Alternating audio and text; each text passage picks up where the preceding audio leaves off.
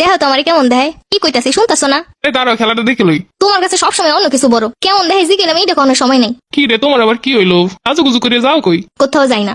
তাহলে আপনি সাজুগুজু করে বসেছো কেন? এইটা যদি তুমি বুঝতা তাহলে তো হয়েছিল, কোনো গুরুত্বই নাই বইয়ের প্রতি। এর ভিতরে গুরুত্ব এলো কোন জায়গা দিয়া?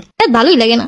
আচ্ছা হনো, আমি একটু বাইরে যাইতাছি। কেমন দেয় এটাও কইলা না। কেমন আবার দেখাইবো আকাম? আরে ভিতরে যে কাম আছে এইগুলো করো। হুদাই ভালো চেহারাটারে কি সব মাইকে থুয়ে দিছে। আচ্ছা আমি একটু বাইরে গেলাম। আজকে ছুটির দিন, আজকে বাইরে কই যাও? বন্ধুরা একটু ফোন দিছে, যাইতে হইব। যাও যাও, বইয়ের প্রতি তো কোনো গুরুত্ব নাই। তখন বউ থাকবো না তখন বুঝবা। এ থার সে এমনিই থাকবো।